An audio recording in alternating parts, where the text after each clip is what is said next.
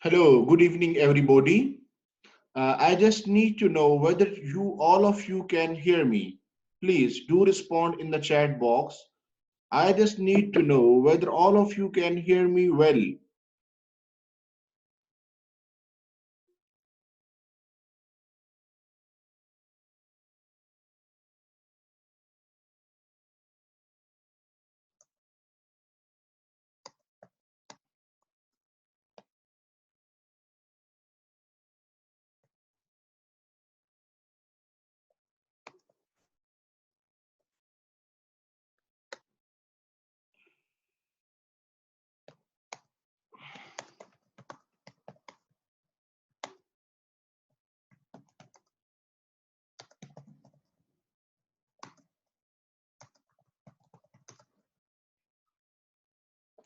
Those who are facing problem and they should exit and rejoin again, right?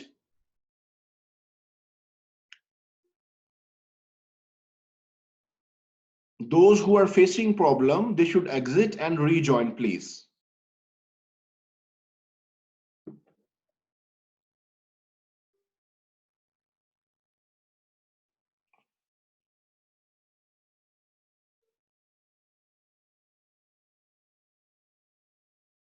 Yes. Yes, now you can hear me.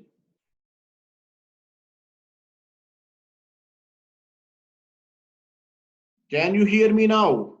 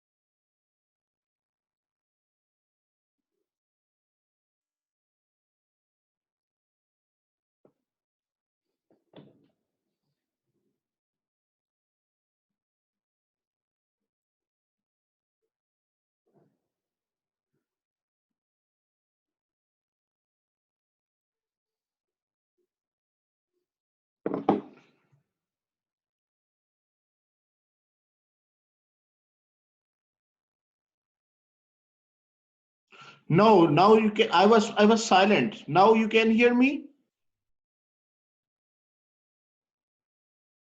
I'm talking about Miss Shahana. Shahana, who was facing problem. Who was facing problem? Yeah. Try please.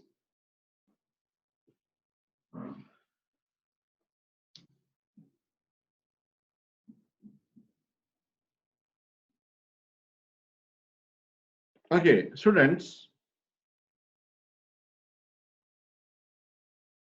Okay, students. Advanced financial management.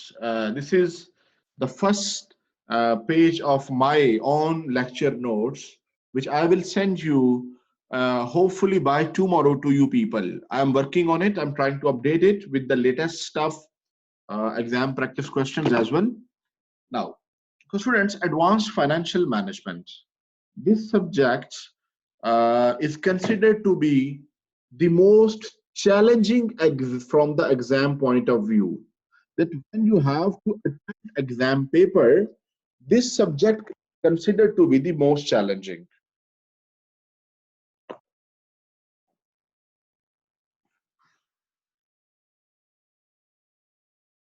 Now, so students,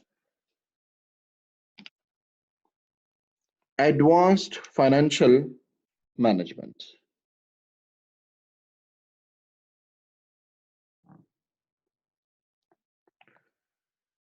Advanced Financial Management. This subject has linkage, all of you, from the previous paper F9. F9 Financial Management. It is the advance of that paper. So students, what you studied in F9, that was just a basic, that was just a basic level. Here, you are going to study and explore financial management in too much detail. You are going to study. Advanced Financial Management paper has the syllabus. Let us talk about the syllabus.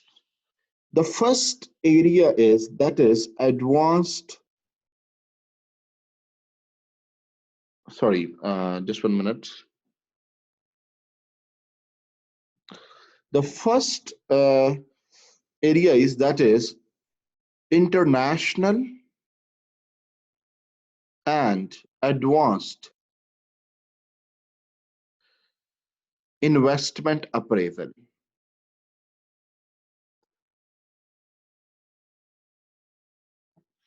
Advanced investment appraisal. Investment appraisal you have studied in your earlier studies in F9. You have studied over there.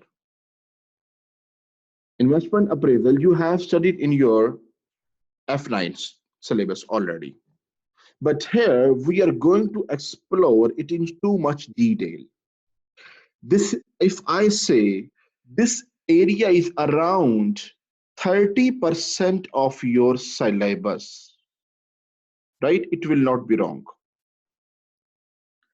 And your examiner says that this area is must to be tested in exam, must to be tested in exam. It will be tested. Investment appraisal. It includes, for example, you have studied payback period, right? IRR, NPV, but here more techniques and in more detail have been added. For example, MIRR is here. Here APV is here, adjusted present value. We will be discussing in detail. And further aspect of investment appraisal, which you have studied in F9, for example, sensitivity analysis, capital rationing, all those areas we will be discussing here. I just want to a confirmation whether my screen is visible to you and my voice is clear to every one of you, then I'll be okay. I'll move forward. Is it okay? Kindly respond me. Yes. Once only, please.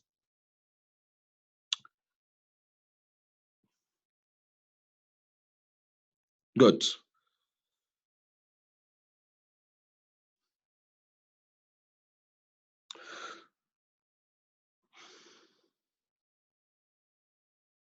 Right. I assume the who students,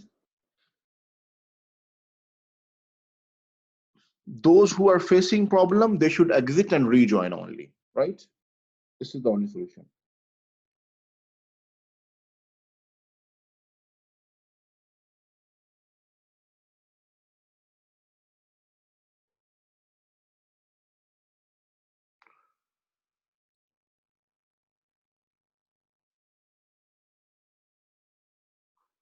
Now, next, let us move forward. So students, this is the first area of your syllabus, and the second area of your syllabus is in F9 you studied business valuation area. So sorry, before moving forward, I will say that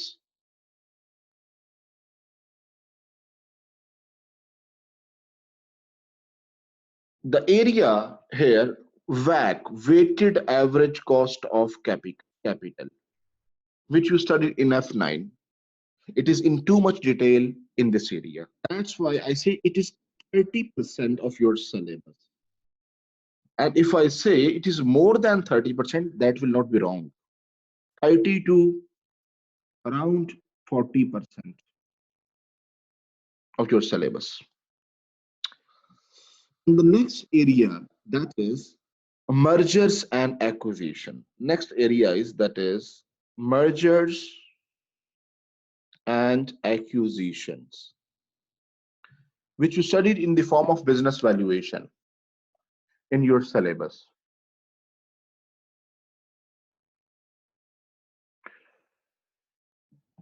So again, highly likely to be tested. What I have observed that this is must to be tested, and sometimes this merger and acquisition, it is also tested oftenly in your paper, right? And then the next area is that is corporate restructuring, reconstruction or restructuring, reconstruction, construction.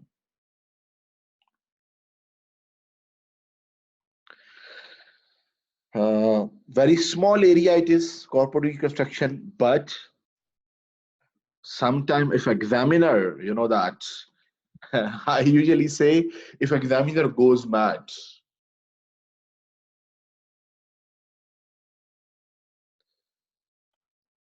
then in the past paper in two times it has been tested for 35 marks.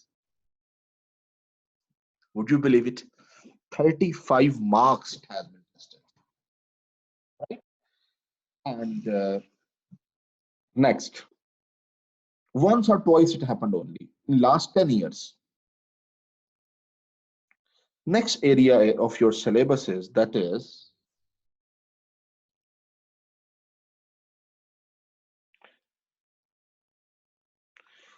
is risk management, which includes two sub areas: currency risk and interest rate risk.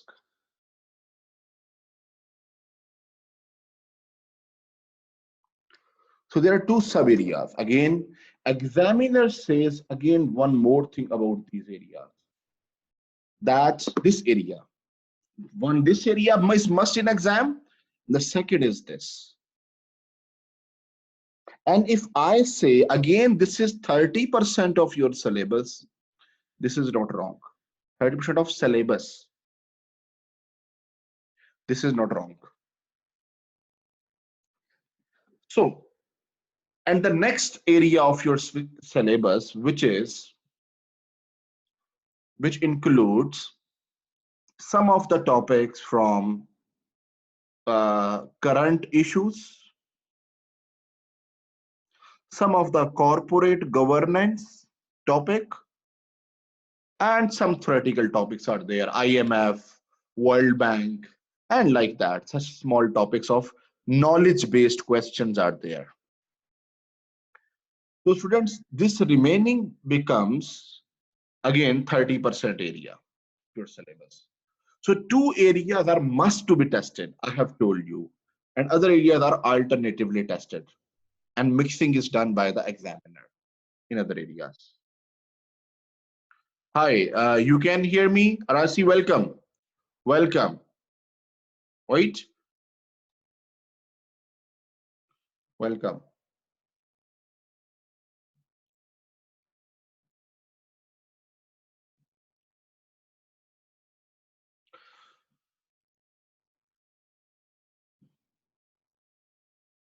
Now, so this is your whole syllabus of P4. Now, next. Students, your exam. Let us talk about exam. Your exam includes two sections.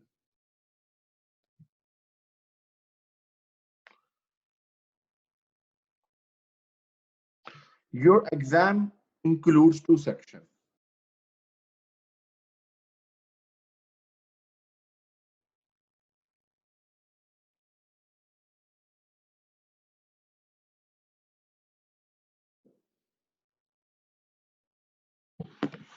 The section A is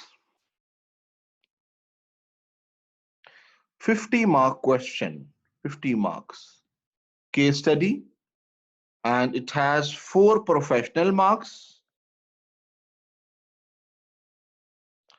and the remaining are 46 marks, which includes multiple requirements from any area of your syllabus. Multiple requirements from any area of your syllabus. Section B includes two questions, question 2 and question 3. It includes two questions, which are 25 marks each. And of course, these can be tested from any area of your syllabus. These can be tested from any area of your syllabus. Again, so students, how we will be studying, how we will be starting. Students, remember, P4 paper has challenges. One, there is too much calculation involved, first of all. Second, P4 involves analytical skills, discussion, right? Judgments have to be used at number of points during your analysis, during your working, you have to do that. So students, let me tell you one thing. You have to work on a regular basis for P4. You have to revise your lectures on a regular basis. Every week you must prepare. Otherwise, what will happen? What I will be teaching you today and tomorrow, if you don't revise this lecture today and tomorrow and during the week, and you come next week without revision, of course you will not be getting the next week lecture too much. You will be saying like that, what Mr. Hamzah is doing, I'm not getting anything, because that lecture will be based on the this week lectures. And of course, that you need to prepare very well during the week. P4 has another issue.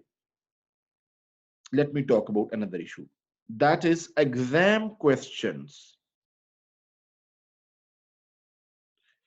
which are very much challenging. In the sense, examiner gives scenario with flooded with information, and students face difficulty in the selection and pick and choose that what is the information relevant to their answer, their question. And of course, this is the technique, this is the skill which we need to develop during the sessions, and as well as you have to work yourself at your home in order to make yourself successful. Students, what will be our way forward? How we will be doing? I have told you people that I will provide you people my own lecture notes. Plus, there is a good news for you people. There is a good news for you people that I will be trying to arrange a soft copy of some study text plus exam kit as well, which will be relevant. They might be old version, some 1 year old or 1.5 year old version, but which will be still relevant to your exam. I will be reviewing that and then I'll be recommending, right? So that for P4, you need extensive knowledge and extensive practice. My own lecture notes will be simple. These are to the point. But in order to make discussion, yeah, they will be printable. They will be printable. Yes, you can print that. No issue at all, right? They will be printable. Okay. Now,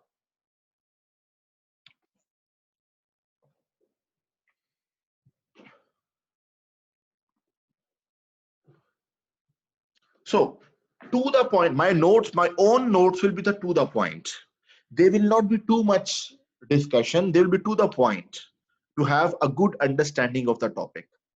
Then for other detailed knowledge, you need to refer to the study text. Okay, right?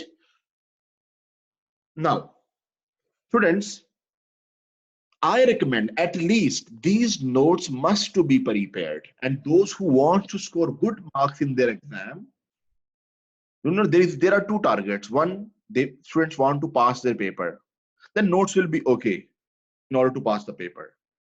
But if you want to go for good marks and good understanding, then you should go for the study text as well. Okay, right? Next, students, I have mentioned areas of syllabus. Here, there are areas of syllabus. These areas of syllabus are how we will be proceeding, how we will be doing it, what will be the sequence. This will be the sequence. First of all, we will be studying this area, and we will be starting it itself today itself. One, second, third, rather the sequence it is written, the same sequence will be doing it. Fourth, and then fifth, and the last area.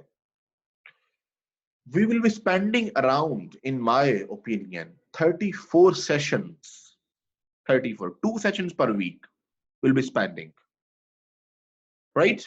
So these two classes are trial classes, which I am offering to the students, because students usually face, they fear that they don't know how the online session will be, whether they will be getting anything or not, whether they will be able to understand or cope with it or not. And you know that one more thing, during these sessions, the students who will be enrolled and registered with me, some of you have already enrolled, they have paid their fee already. A WhatsApp group will be made. And what I will be doing, if any one of you miss the class by chance, due to any reason, due to any urgency, these pictures of the lecture, you can see these pictures. I will be sharing in that group as well. Okay, right? And if the topic is too much crucial, which if I think that if someone has missed by chance, the topic was too much crucial, then I can provide a video recording link as well, right? It can be provided. But remember, video recording will be available only in the case of rare cases when someone really has some urgency. Usually what I have observed, students, when they know, okay, video recording is available, okay, no issue, I can miss the class, I have to go to the party, I have to attend the friends, or I am too tired, I do not need to attend a class. Then you become lazy because they know, oh, recording will be provided, no issue at all. That's why I want to make it clear at the start. Recording will be available, but only in the exceptional circumstances, right? I will provide. Now, next.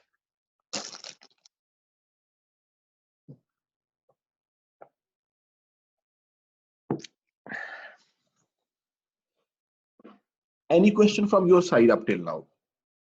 Any question from your side up till now?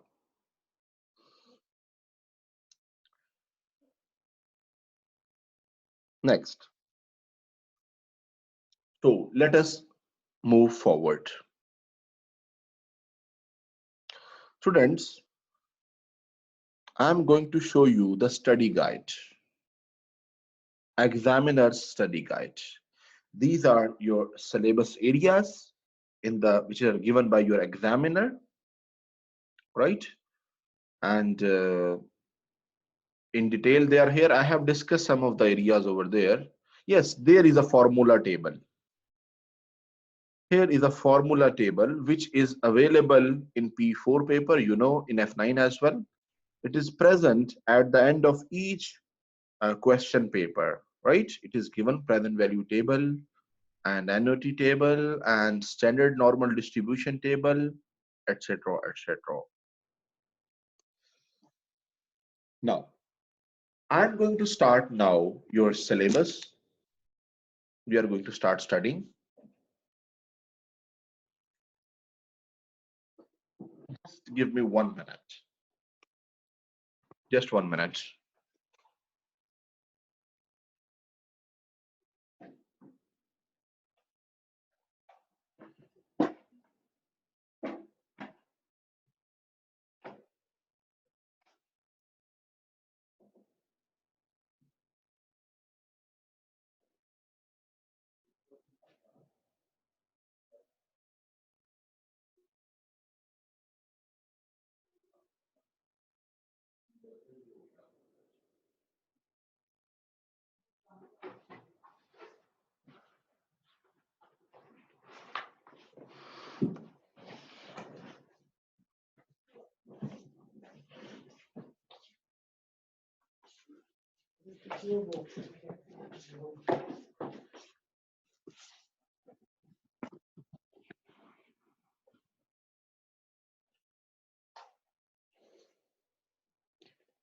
Okay, students.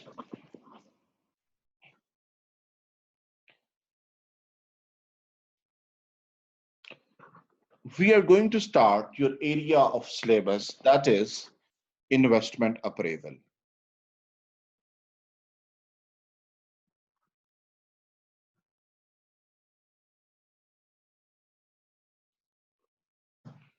Investment appraisal. Students, businesses spend two types of money. They do make some expenses to maintain their operations. For the regular running of their operations, they do expenses. And then, secondly, there are some long-term investments. For example, they want to purchase a factory, they want to purchase a machinery, or they're going to start a project, business project, some new venture, some new business area they want to do. So students, investment appraisal, that before making that investment, long-term venture, because long-term ventures involve too much funds outflow. So businesses have to take the rational decisions. Before moving forward, they appraise, they evaluate whether they should go for investment or not, whether they should make investment or not. So appraise, they have to appraise the investment opportunity from different aspects. So there are different investment appraisal techniques available, which we'll be studying in P4 Advanced Financial Management. Techniques are of two types. We can categorize into two types. Those techniques we can categorize into two types. One technique is called non-discounting techniques.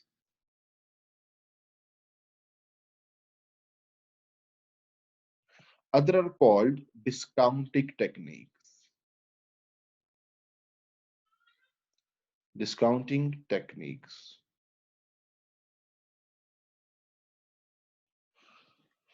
Discounting techniques means, what does it mean, and what is meant by non-discounting techniques? Students, those techniques which consider time value of money, they are called non-discounting techniques. For example, they're called discounting techniques which consider time value of money, which consider, for example, NPV,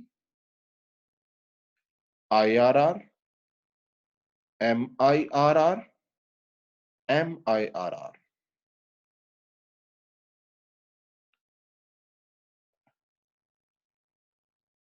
MIRR. There is another technique which is called, sorry, oh my God.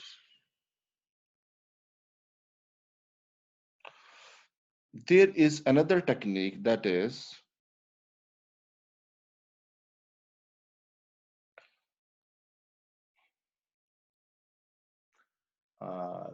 called APV. We will be studying adjusted present value. There is another technique that is called discounted payback.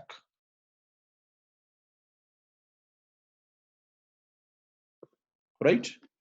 These are the techniques which we'll be studying in detail in P4. Non-discounting techniques, which does not consider time value of money. Only payback is part of your syllabus. There is another technique which is called duration over here. Duration. These all we will be discussing in detail over here. Let us first of all try to understand what is time value of money. What is the concept of time value of money? What is time value of money?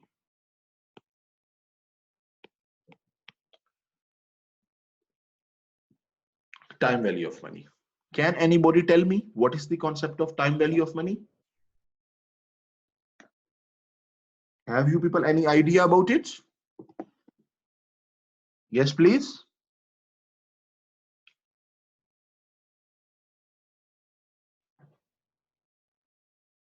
Have you people any idea about it? Time value of money. Students, the 2 days, $1 has more worth. Yes, someone has responded. Yes, have more worth than $1 of tomorrows. Right? If you are offered that get $1 today or tomorrow, which one you will prefer? Of course, you will prefer 2 days, $1. Why you will prefer 2 days, $1? Why? Why this value is higher? Why it is higher? The first factor is inflation. With the passage of time, the money value is decreased. Second, opportunity for investment.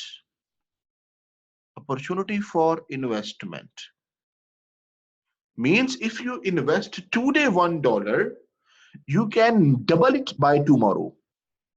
But if you are offered $1 tomorrow, you will be getting only $1.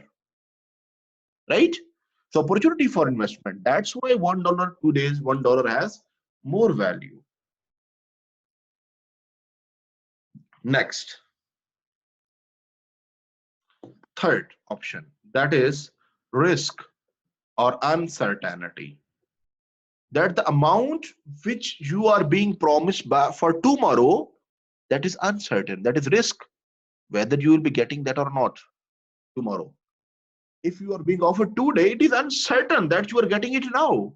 So tomorrow's amount has risk and uncertainty. So these are the three factors because of which 2 days, $1 has more worth than $1 of tomorrow. I hope it is clear. Now, next. So students, because of time value of money, there comes the concept of discounting and compounding.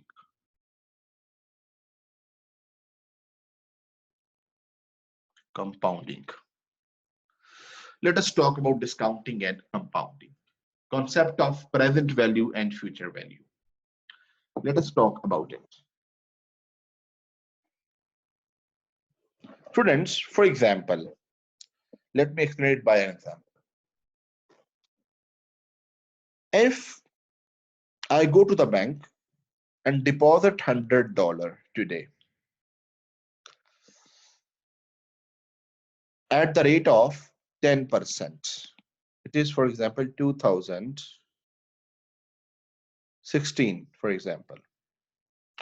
After 1 year, how much it will be? 100 plus $100 cross 10%.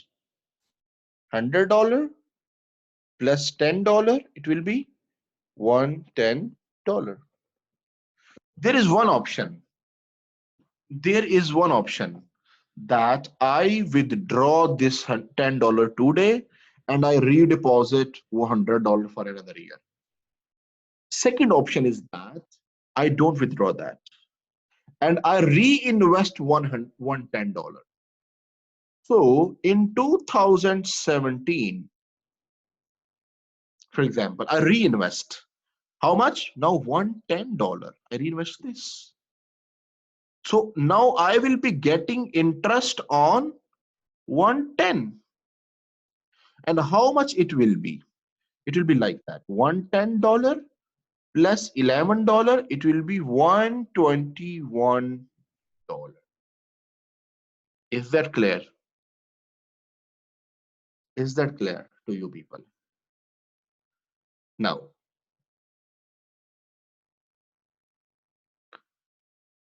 good. So students, see here. I am going to take this one. $100 I invested plus I got $100 cross 10%. How much I got? $110. These are the two amounts, 1 and 2. If I take $100 common out of these two, if I take $100 as common out of these, it is a simple math rule. Simple math rule. Here will remain 1, 1, right? Plus this plus is here, right? And here it would remain 10% is equal to $110. Is it, this calculation is clear to you people? Is it clear? This point is clear to everybody. It is simple mathematics rule that I have taken common out of these two amounts. Right. Good. Just 1 minute, please.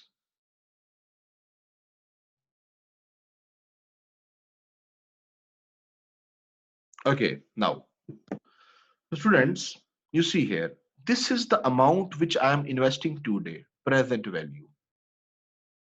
This is the rate at which I am investing. And this is the amount which I will get after 1 year, future value. And if I'm investing it for 1 year, its par is 1. If I'm investing it for 2 years, its par will be 2. And if I am investing it for n year, its par will be n. So we have derived a formula. We have derived a formula. And the formula is, you see here, future value is equal to present value into 1 plus r raised to power n. You see, you can see it again. It is in front of you. This is how we have derived it.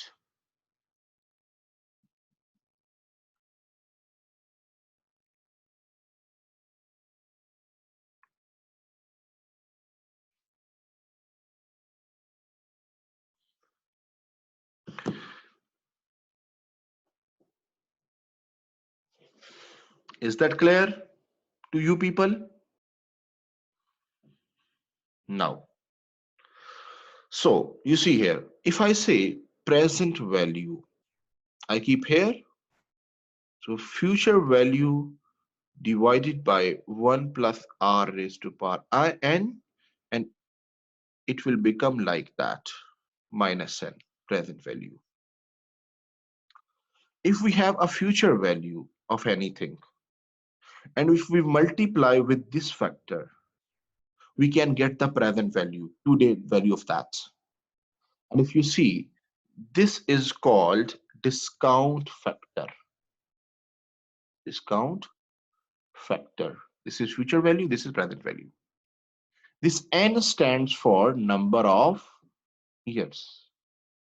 R stands for rate of return. This is also called cost of capital. Got it?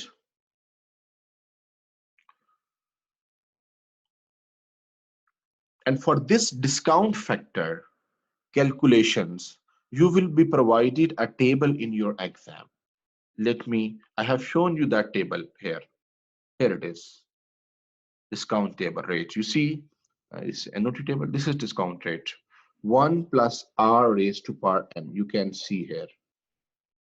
Right? At 1%, where r, this is r, 1%, 2%, and this is the result of this factor given. So you need not to calculate it. You can simply copy from here, right? In your questions. Now, next.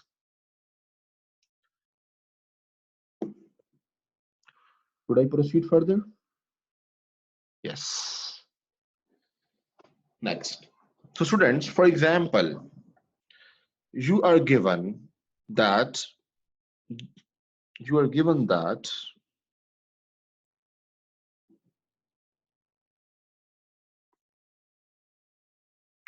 these are the cash flows. 1, 2, 3, 4, 5.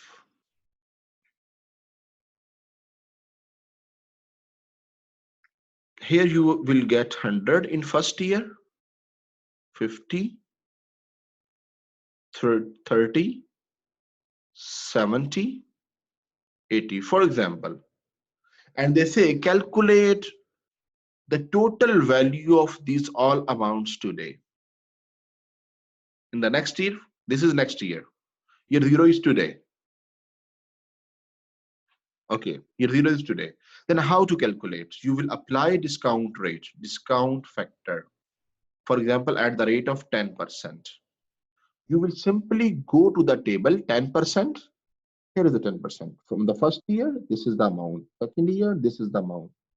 You have to write these over there. And you see, you will write point.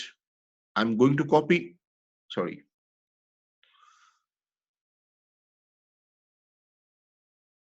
Point 909, 0.826, 0.751, 0.683, 0.621. I have copied the same amount so from there. And then you will calculate the resultant amount and you can get a total. So this will be the present value of today's value of all these amounts.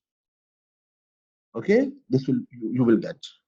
Will multiply 100 with this, 50 with this, and resultant will be here. And then you will add up all these amounts over here. So present value you will get today's value. So this process is called discounting. This is called discounting techniques. So I told you that we will be studying discounting techniques. Yes, here. So discounting techniques involve calculation of present values. Okay, now it considers time value of money. Next, this was one thing about discount rate. This was about the discount rate or discount factor we studied, which converts any future amount into today's value. This is called discount rate or discount factor. Now, next.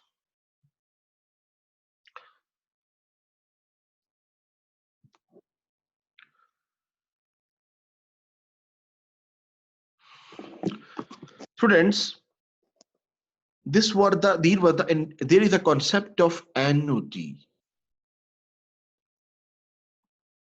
Annuity is also used to calculate present values. What annuity factor? So before discussing annuity factor, we must know what is annuity. Students, annuity is actually series of cash flows,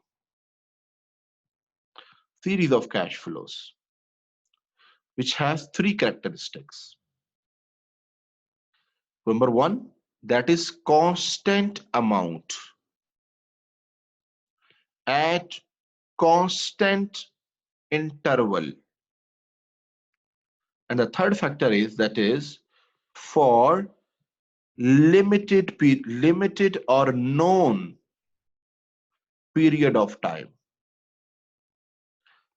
Such series of cash flow is called annuity. This is called annuity.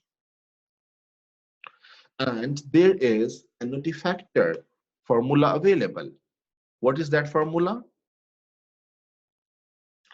Students, annuity. So we need to calculate present value. For example, let me show you. 1, 2, 3, 4. For example, the next 4 years, you are going to get 10 million every year. You see, constant amount, the first condition, constant amount. Second condition, at constant interval. And for limited or known, for example, they say you will be getting 10 million for 100 years. Every year you will be getting 10 million. Still it is known, still it is annuity. Still it is called annuity. And how to calculate the present value of annuity? There is some ease. Present value of annuity is equal to annual cash flow multiplied by annuity factor. AF stands for annuity factor. Annuity factor. Right? Now, students, here, what is annual cash flow? 10 million. Annuity factor. And for example, the rate of return is 10%. So annuity factor for number of cash flows. How many numbers? 1, 2, 3, 4. 4. Let us go to the table. We have annuity table over here. You see, annuity table. 10%. Here 10%. 4. Here it is 3.170. 3.170. So we will write here 3.170. And then we will get 31.7 million. So if you get for this amount in 4 years next, and today's value is, today is year 0. This is the value. I hope you got it. Is it clear? Any questions so far? Students, wherever you face any problem, if you are confused about any point, stop me there. Just drop a message in the chat box, because we need to clear everything before moving forward. We cannot carry confusion with us, because then confusion will be disturbing the next topics as well and the next concept as well.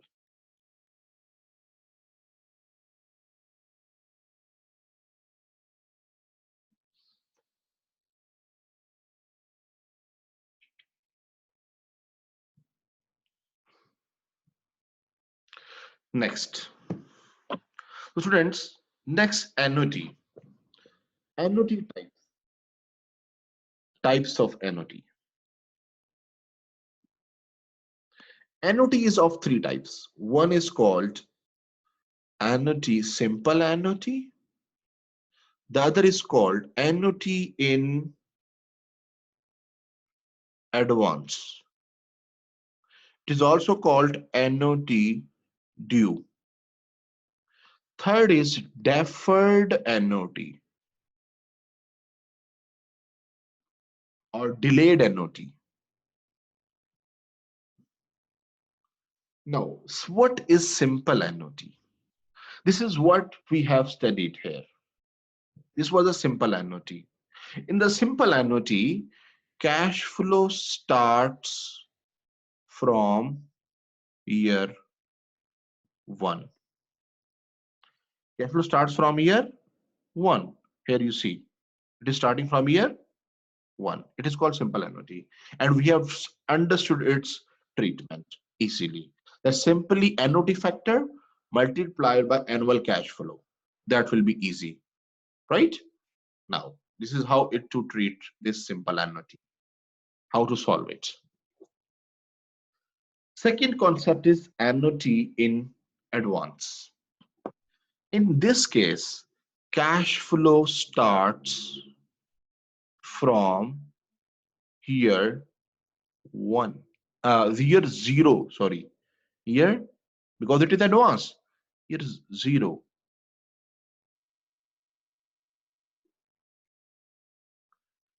From year 0.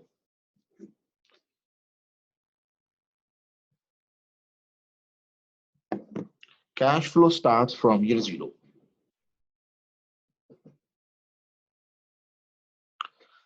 So, for example, you see here, we say this is annuity 2, 3.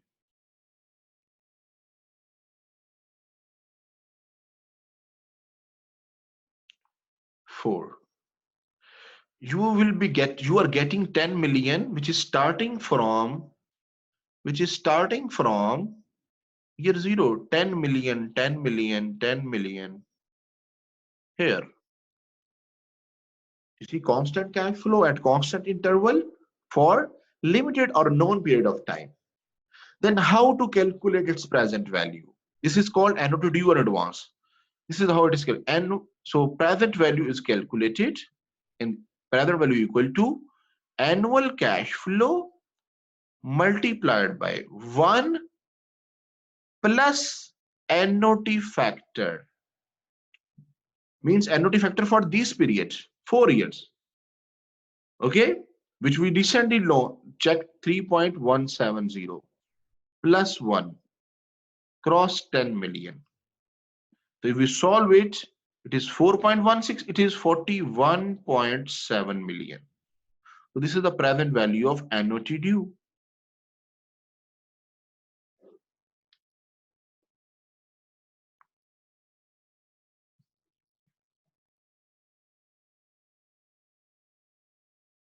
Is that okay, students? Is that okay?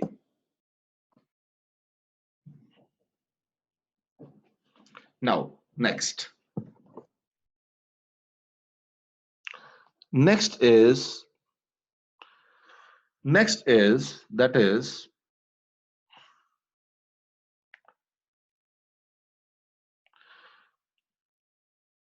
deferred annuity or delayed annuity. In the deferred or delayed annuity, cash flow starts after year 1. It doesn't start in year 1. It starts after year 1. Now, in this case, how to calculate present value of cash flows? So, for example, let me write over here 0, 1, 2, 3, 4, and 5. We say cash flow is starting from year 3, 10 million, 10 million, 10 million, and year 6 as well, 10 million. Now, cash flow is not starting from year 0, 1. It may start from year 2. It may start from any year after year 1. That is called deferred or delayed annuity. How to calculate its present value? How to calculate? You see here, its formula will be like that. Present value, sorry, its formula will be like that. Present value will be annual cash flow cross annuity factor. How many cash flows are? Annuity factor for, remember, for number of cash flows. Number of 4. Cash flows are 4. Multiplied by discount factor n. Remember, students, remember, If we solve it, this is the formula for simple annuity. It is the formula for simple annuity. You see here, simple annuity, same formula. Sorry, my God, annuity factor. It was here. It is formula for simple annuity, and you see here. So the answer, if we solve it, if we apply it, the answer will fall 1 year back. The amount, that single amount we will get, for example, 10 million cross 3.170. This is 4-year annuity. Answer will fall 1 year back, which is year 2. So we need to multiply 2 years discount factor to take that answer from this to year 0. The 2-year discount factor, 10% rate is, I'm assuming the rate 10% constantly, right? That is easy to use. Now, the 2-year discount factor, if you go to the discount table, this is discount rate. This is annuity table. Here is the discount table, present value table. It is 0.826. So multiplied by 0.826, and you will calculate it and you will get the answer of it. This is how present value of delayed annuity is calculated. This is how present value of delayed annuity is calculated.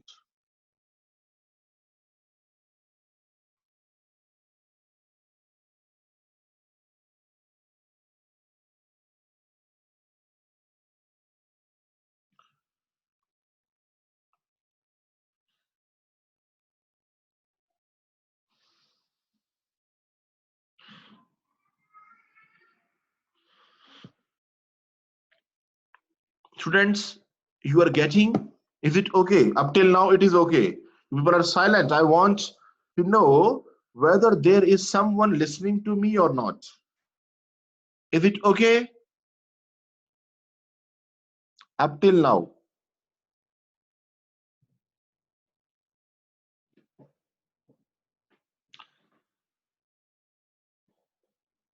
I need everybody to respond. Yes, I need everybody to respond.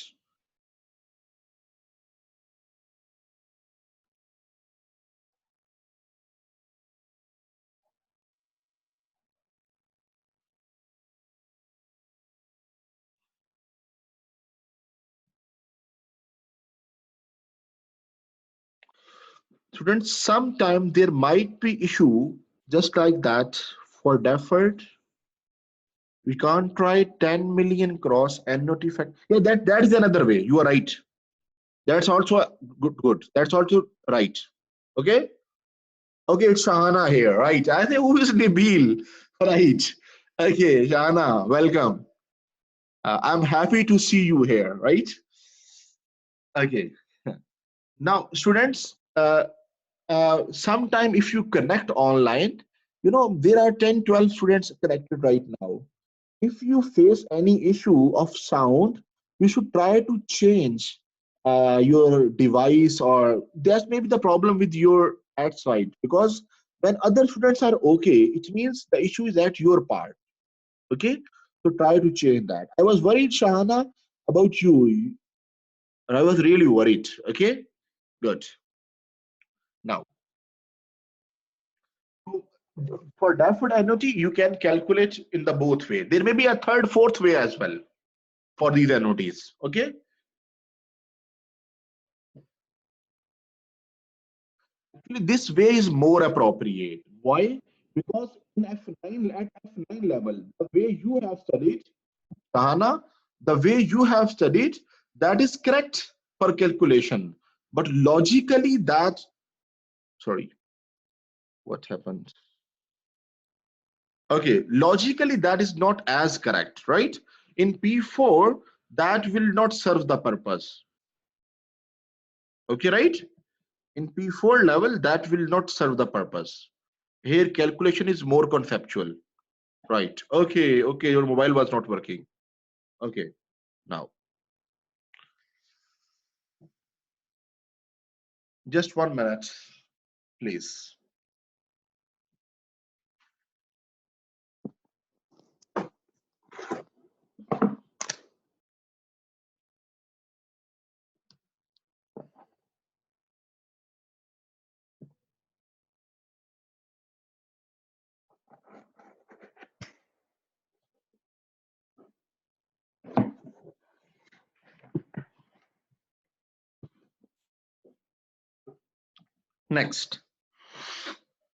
Next topic is annuity.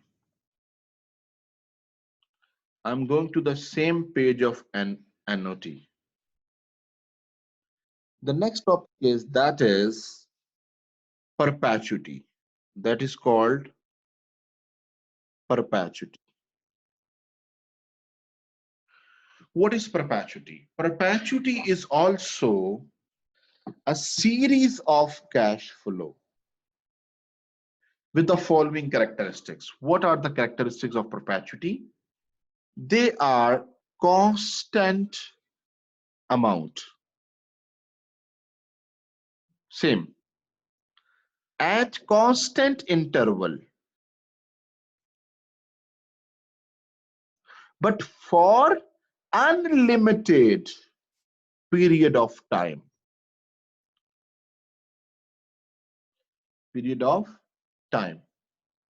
For unlimited period of time. That is called perpetuity.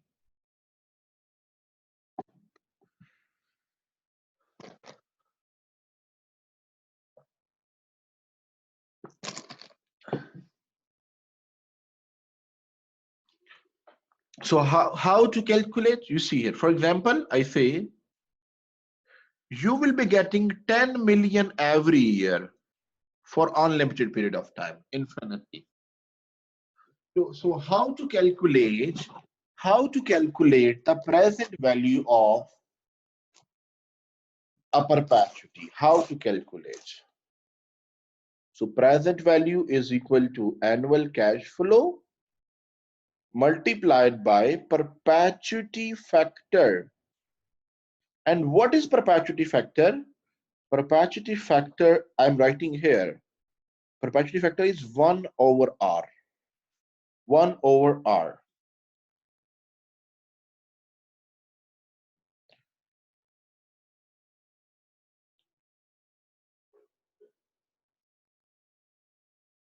Perpetuity factor is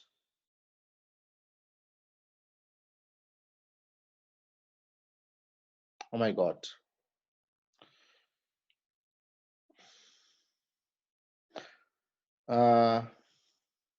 Can you take a picture of screen and WhatsApp me at this WhatsApp so that I can have idea? Can you please? 66447771. Can you take a picture and WhatsApp me, Hannah? Okay, I can have idea what is the issue. Send me please. WhatsApp me. This is my number 092 333 Send me please so that I can resolve your issue.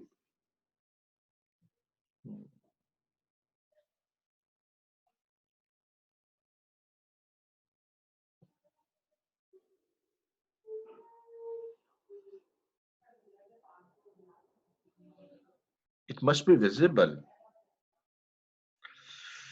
I don't know why it is not visible.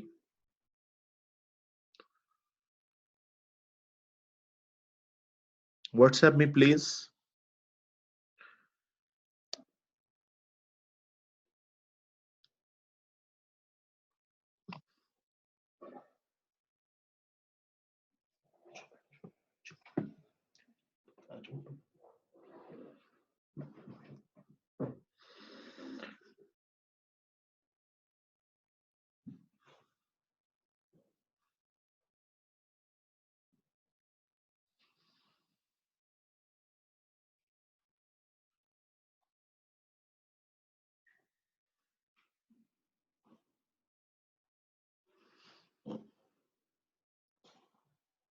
I have written here in front of you. Here.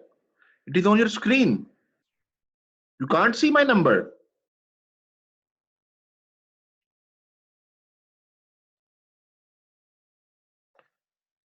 Now it's okay, right? Then it's okay. Good. It's okay.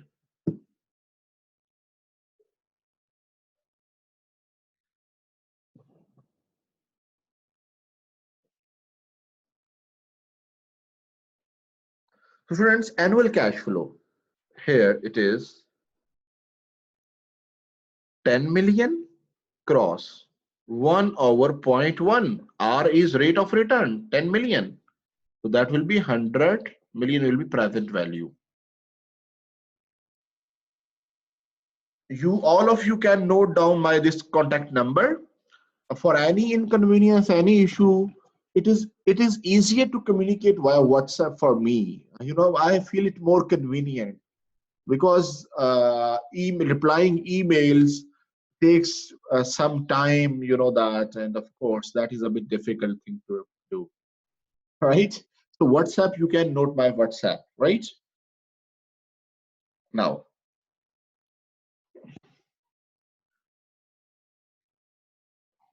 next, I'm going to change the page. If it is clear, I am going to change the page.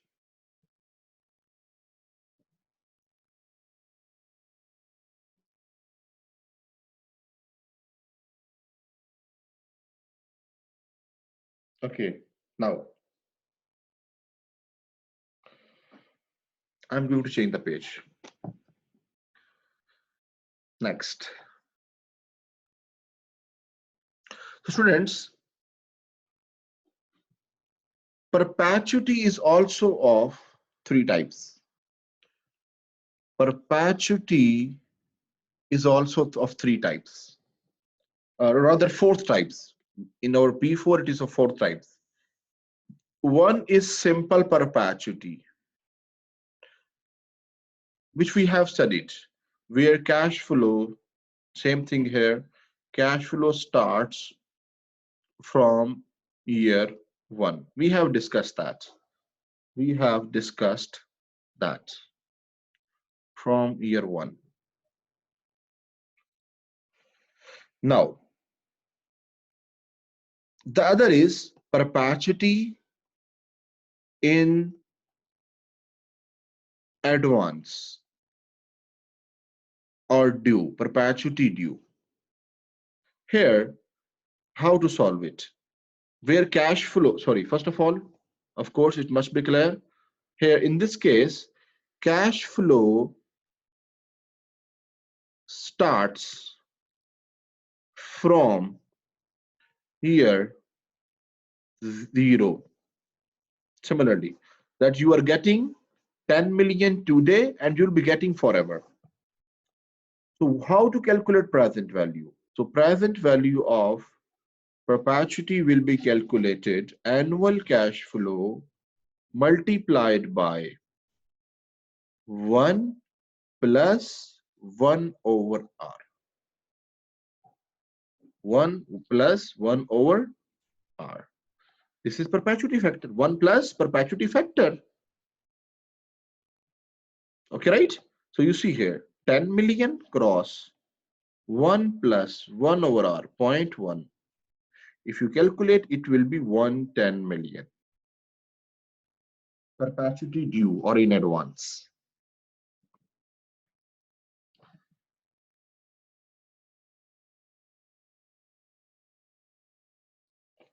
Next. Next is perpetuity, deferred perpetuity.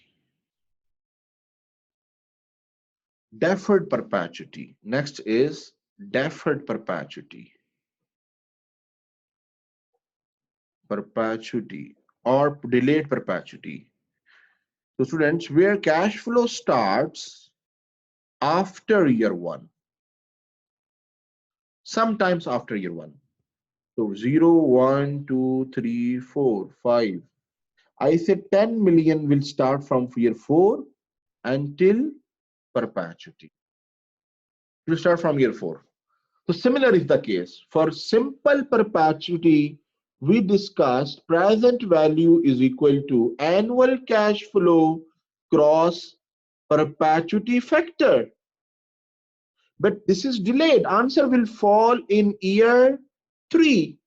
From here, we need to take that answer to year 0. So how the formula will become here? So this will not be applied here. So how it will apply? Annual cash flow cross perpetuity factor cross discount factor for 3 years. You see, 10 million cross perpetuity factor 1 over R, 1 over 0.1 cross 3-year discount factor at 10%. That is 0.826. Sorry, not 0.826. That is 753. 0.753. Yes, that is 0.753. And you will solve it and you will calculate and get the answer of the deferred perpetuity. If you have noted it down, I can turn the page and move to the next 4th type of perpetuity. That is perpetuity with growth. With growth. 4th type.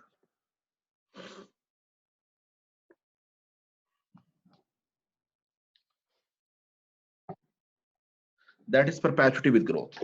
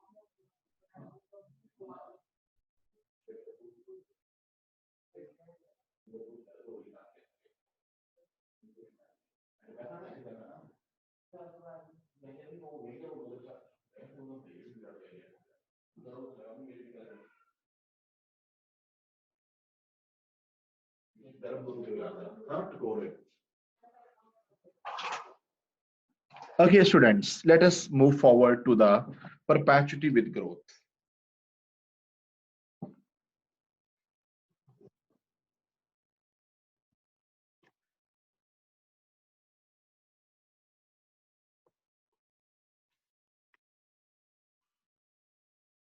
Student, the points, this discounting we are studying today, discount factor, annuity factor, and perpetuity factor, this has to be used throughout. These are the basic concepts which has to be used in the investment appraisal throughout. Moreover, it has to be used in the merger and acquisition area of your syllabus. That's why prepare these things very well today, right? During this week as well.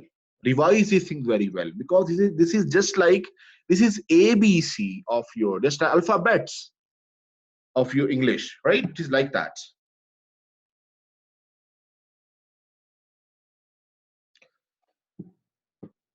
Now, next. And if any of your students, your friend want to join P4, after this class, you realize that the session is good and you want others to join as well, I can provide recording of these initial session, which they have missed, right? I will provide that. So perpetuity with growth. What is perpetuity with growth? See here. For example, you are told that amount of 100 million you will get in year 1. Okay, let me draw the cash flows. Let me draw the cash flows directly. It's 0, 1, 2, 3, 4. That, for example, you are told that 100 million is the amount, but from the next year onwards, you will be getting, sorry,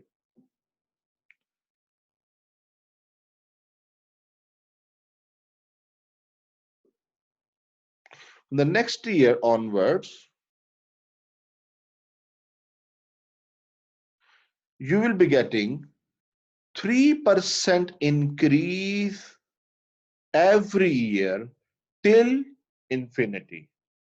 From year, not, you are not getting anything in year 0, but they say amount is 100, but you will be getting, amount is 100.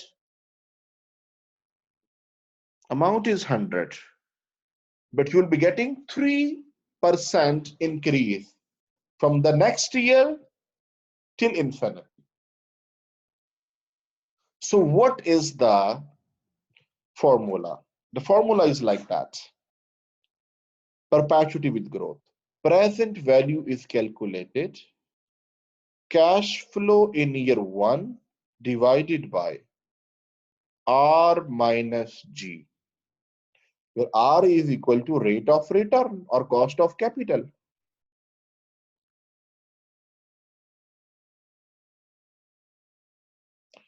G is equal to growth rate. And CF1 is cash flow with growth in the first year of growth.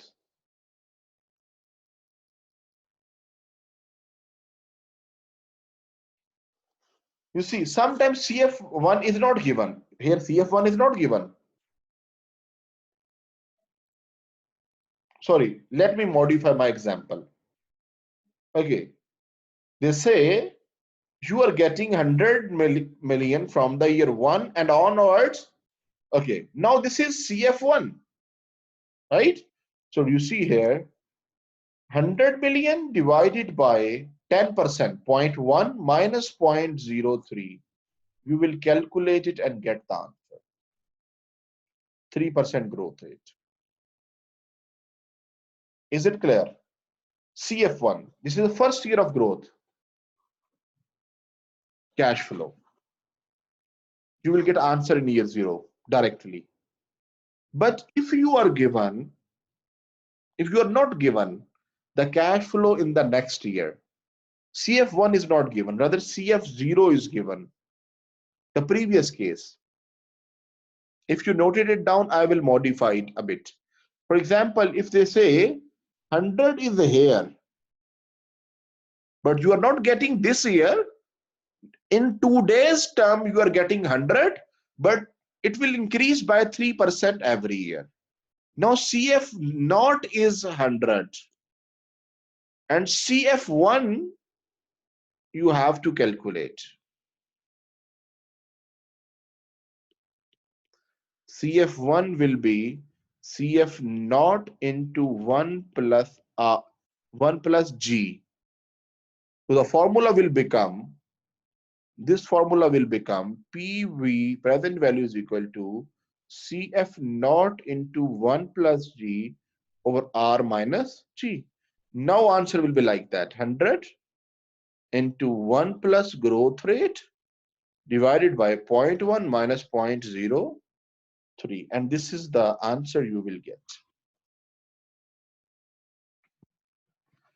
If you have any issue, do let me know.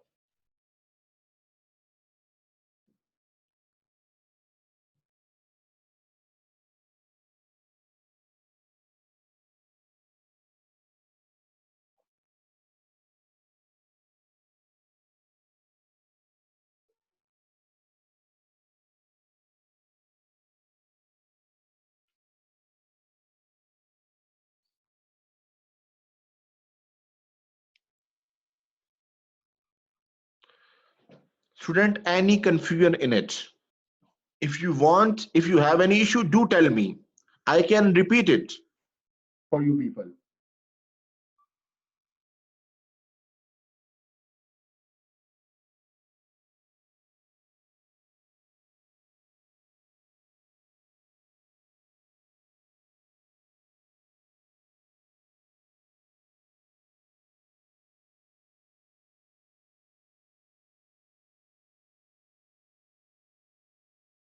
Anybody having issue, please do let me know.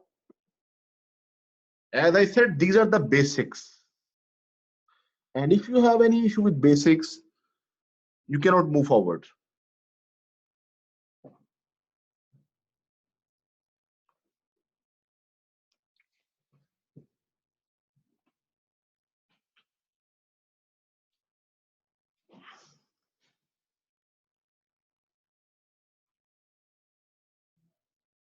Okay, right.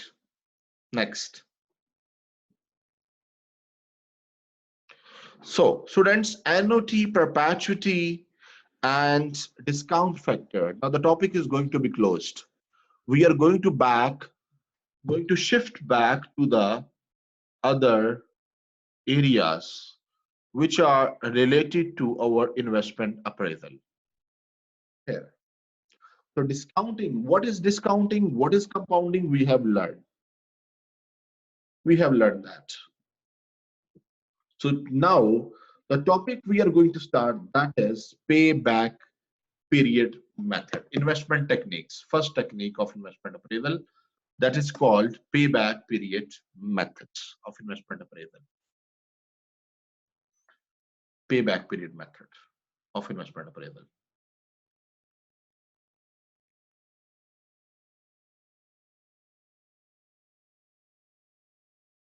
Okay, so payback period. Payback, the time period in which a project pays itself back, means that in which initial investment is recovered. That is called payback period. This is the first concern of the investor, that whether my investment will be recovered or not, or in how much time it is going to be recovered. This is the first concern of the investor. Is it or not? Tell me. This is the first concern, that I am going to invest something, so whether this investment will be recovered or not. Now, so students, payback periods. How to calculate? There may be two cases. If the project which are we going to launch, project has even cash flows, project with even cash flows means same cash flow every year. So then even means same cash flow every year. So payback period, how to calculate? Initial investment divided by annual cash flow, because cash flow is same. Sorry.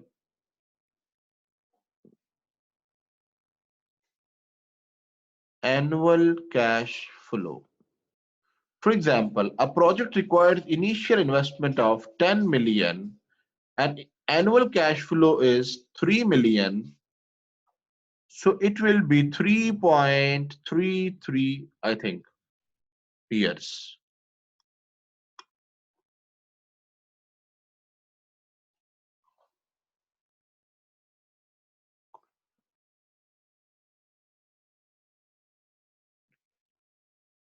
Okay, now the second case is projects with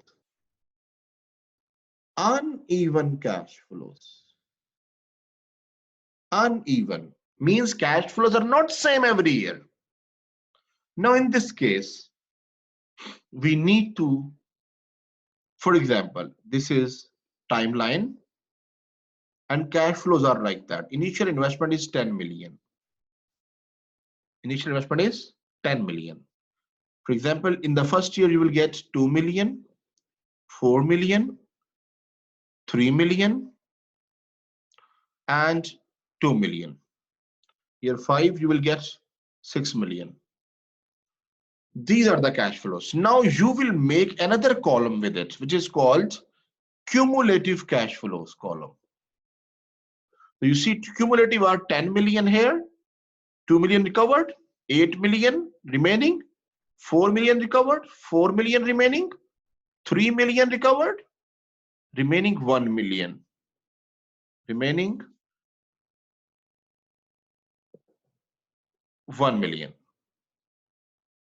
Now, here is an issue. This is 1 million, and here there is in year 4, it is 2 million. It means that 3-year complete plus part of year 4.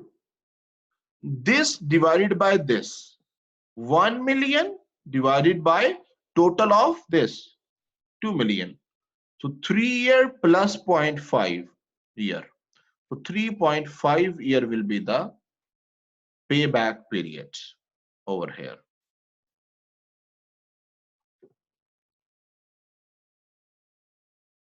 Is that clear?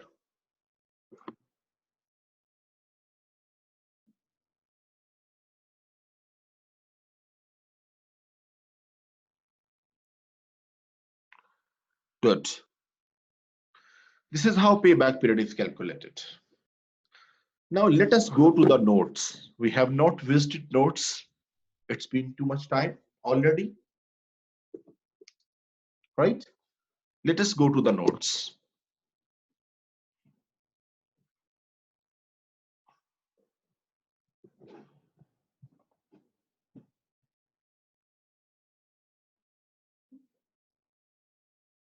Investment appraisal, some things have been discussed over here. Okay, the concept of payback period we will discuss and then we'll be come back.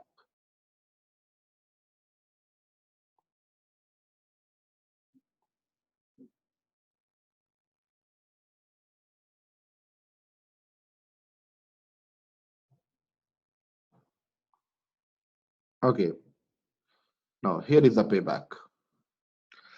Uneven cash flows. So what is the decision rule for the payback? That if payback is less than the target payback. What is target payback? Target of the company. This is the decision of the company that how many years we can keep our initial investment tied up.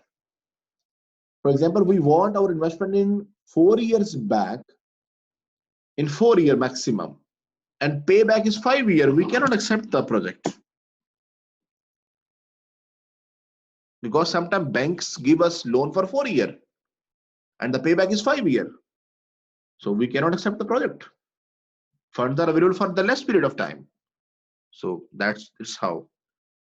You see here advantages and disadvantages. This theoretical part is very much important in P4 because discussion is based on the theoretical part. So just first 2 points are okay. Okay, one thing is that is profit and cash flow. I have to tell you the difference between the profits and cash flows. Okay.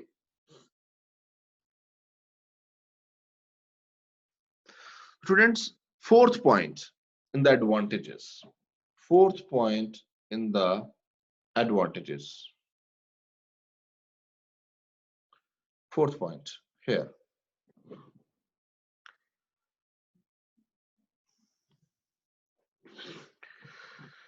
Third point I will explain. Okay, look, let us first of all, student, what is different between profit and cash flow? Profit and cash flow. Tell me. Do you have an idea what is difference?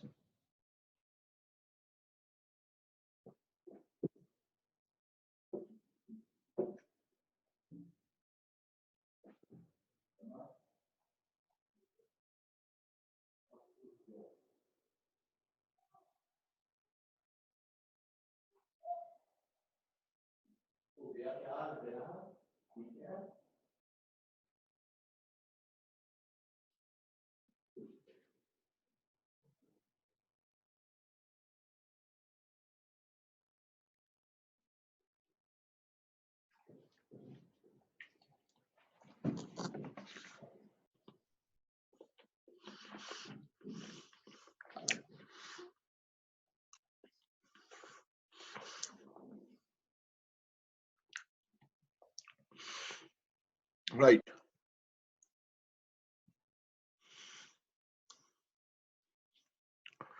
So students, remember, when we calculate net profit,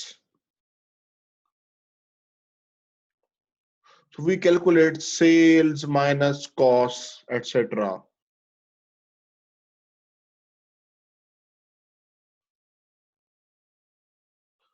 Yes, good. Sales minus costs, etc. And then we deduct depreciation, provisions, and then we calculate net profits. So when these non-cash items are added back, because when we calculate net profit, they have been deducted, they are added back to the profit, then we get cash flows. So cash flow is equal to profit plus non-cash items or expenses which have been deducted.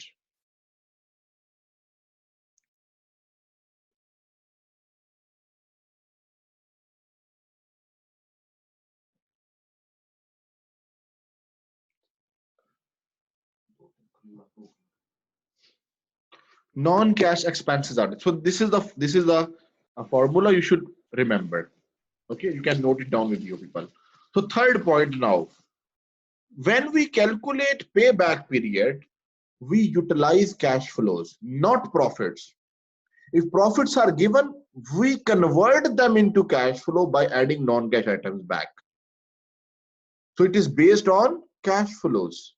You know, profits can be manipulated, that you decrease the depreciation or increase the depreciation, profit will be affected.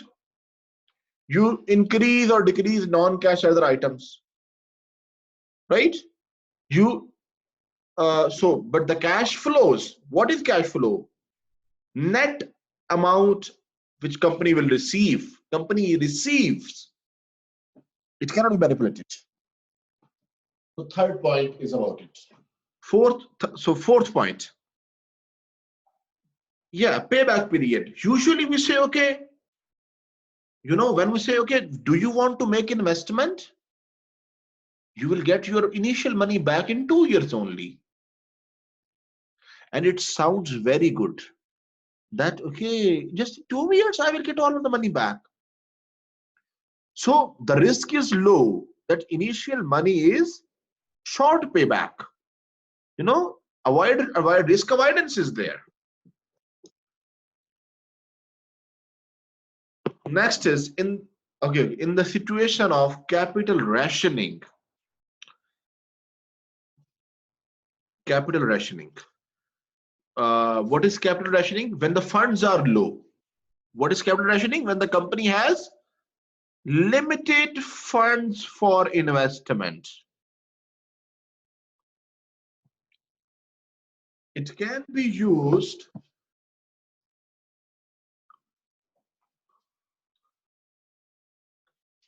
to identify the project which generate additional cash for the investment quickly. Yes, quickly for cash is generated. Shorter payback.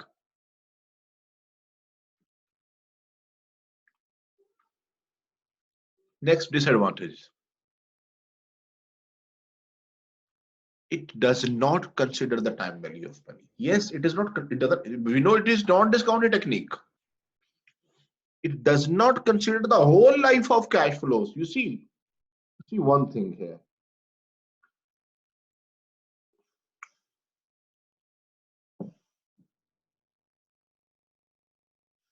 You see here. So it is not considering the cash flow. This cash flow. It say, okay, this amount when it is clear. Okay. In project, we are getting after this 6 million. In other, we are getting 2 million. It is unable to differentiate which one should be. And if two projects, they have equal payback of 4 years, equal payback period. But in total, A, B, C project, X, Y, Z project. So which one to select on the basis of payback period? We are unable to decide. We are unable to decide. because payback period is not considering the risks of the projects and the in terms of and total return even. For example, in the fifth year, here we get 50 million and here we get 100 million in the year 5. So on the base, payback period does not consider the return after the payback period. This is limitation. It focuses only at in how much time we will get back our money.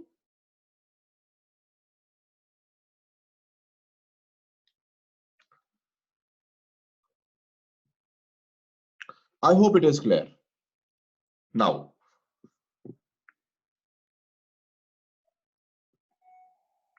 so it does not cover the whole life of the project, we said, right? Now, so you see, it may favor the projects giving high, so it might be possible that it will favor the projects giving high cash flow in the starting year and very low cash flow in the remaining year, just because payback is low.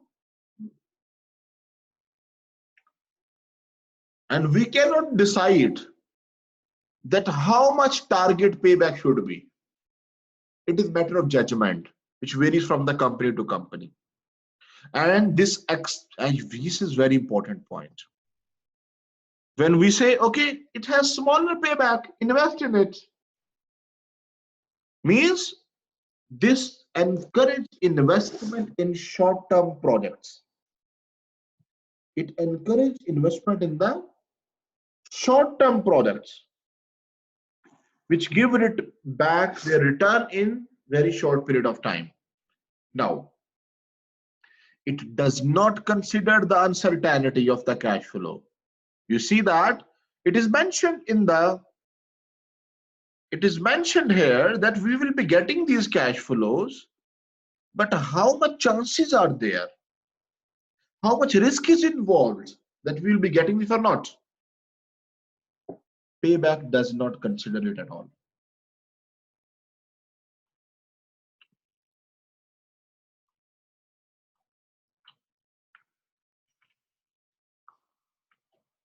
And you know, the most important thing, shareholders' wealth, it has not been discussed. We never discussed in since how we are discussing payback period method.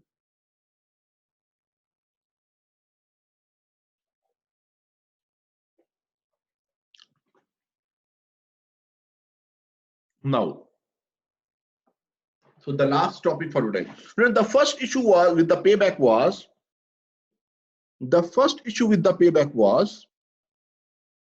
we have identified, that is time value of money. That it does not consider time value of money.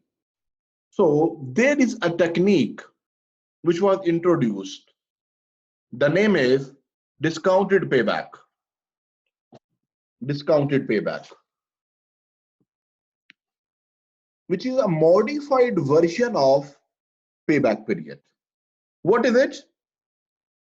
We just discount the cash flows in it in order to calculate payback. For example, these are the cash flow. This is the timeline.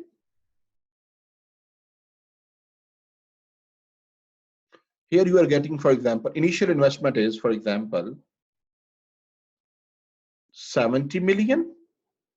Here you are getting 20 million.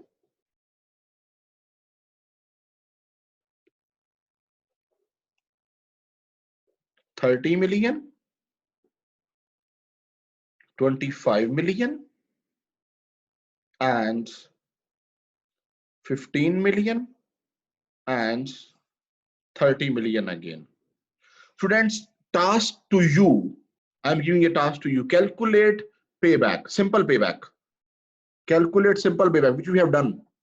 Calculate on your copy, then give me answer. Calculate payback. Be quick. Solve it.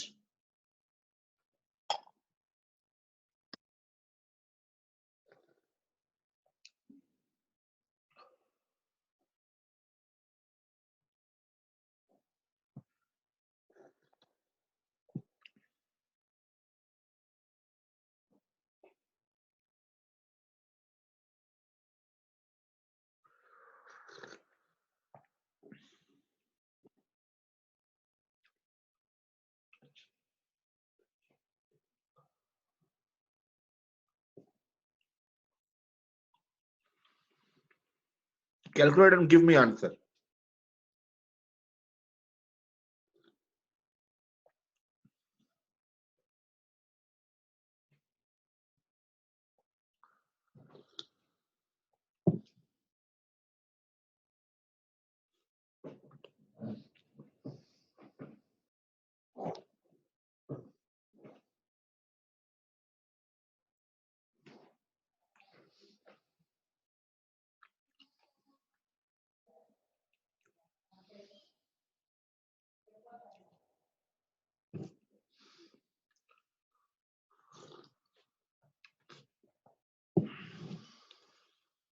$2.8, right? You have calculated simple payback period. So verified. Everybody is getting 2.8, right? Very good. 2.8. Friend, when you are attending the class, you must have calculators with you because I can ask you to do some calculation for me, right? Now, for example, rate of return is 10%. I will apply discount factors at the rate of 10%. Here for year 0, it is 1, 0.909, 0.826, 0.751, 0.683, 0.75, 0.621 here. You will just multiply and present value of cash flows you will calculate here. Here it is 70 and 20 multiplied by 0.909. How much you will get? Let me calculate. 20 cross 0.909. It is 18.18. You will multiply 30 cross 0.826. 24.78. And then 25 cross 0.751. It is 18.8, for example, and then 15 cross 0.683.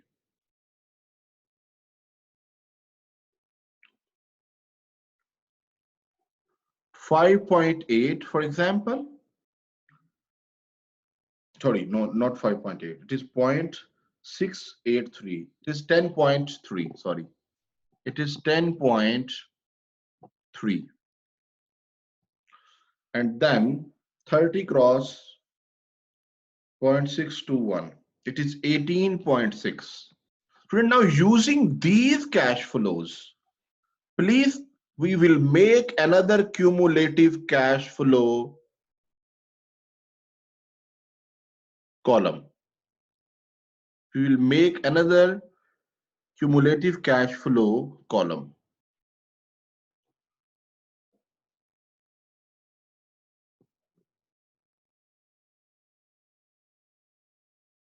Right?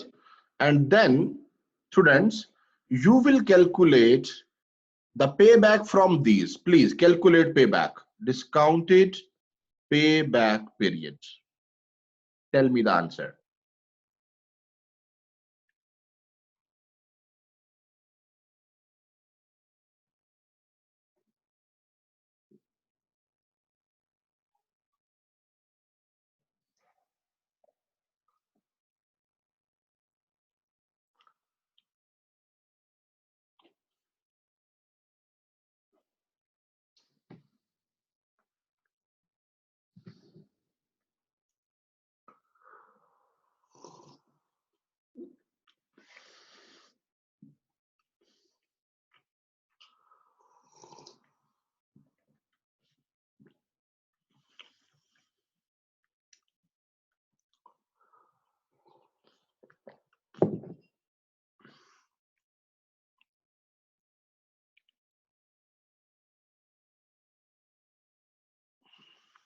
$3.8. Please verify some other person as well. So the issue with was in the payback, time value of money, it means it's okay, good, 2-3 people have verified. You see, discounted payback is higher than simple payback. Good, thank you. So discounted payback is always, we have established a rule, it is always more than simple payback of the project. So the one problem in the discounted payback which is removed, that of simple payback, that in discounted payback consider time value of money, but all other problems of simple payback are still valid for discounted payback. Friends, that's it for today. That's the end of the lecture for today. We'll meet tomorrow and we will move forward to the other areas of your syllabus of P4. I hope you have enjoyed this lecture. Do share your feedback with me on my WhatsApp number even, or on the Facebook. If you have suggestion, you can give suggestions as well, right? Your suggestions are welcome, right? That's it for today. Good night. Enjoy your time. Goodbye. Goodbye.